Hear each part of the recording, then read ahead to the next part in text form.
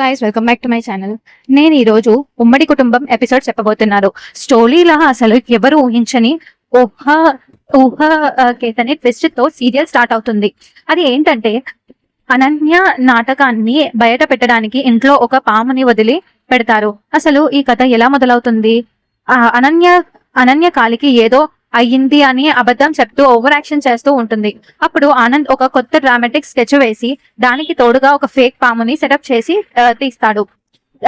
దానికి దానికి దాని కాలకి ఏమి కాలేదని మనకి క్లారిటీ రావడమే ఈ పాము ప్లాన్ ముఖ్య ఉద్దేశం అని అందరి ముందు క్లియర్ గా ధరస్వాల ప్లాన్ డీటెయిల్స్ బయటపడతాయి.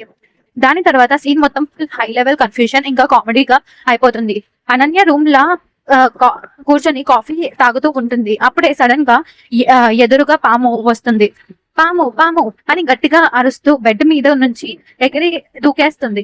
అక్కడ నుంచి పరుగులు తీస్తూ హాల్లోకి వచ్చి షాక్ లా ఏం చేయాలో తెలియక స్టెప్ మీద నుంచి స్పీడ్ గా పరిగెడుతూ ఉంటుంది. ఇంట్లో ఉన్న జనాలు అందరూ అనన్య పరిగెత్తుతుంటే గట్టిగా నవ్వుకుంటూ చూస్తూ ఉంటారు. చివరికి కథలా ఇంకో మేజర్ బ్లాక్ బస్టర్ ట్విస్ట్ వచ్చి సీరియల్ ఎండ్ అవుతూ ఉంటుంది. అనన్య హాల్ సెంటర్ లో ఉన్న బైక్ దగ్గర నుంచొని భయపడుతూ ఎగిరి గంతులో దూకుతూ ఉంటుంది.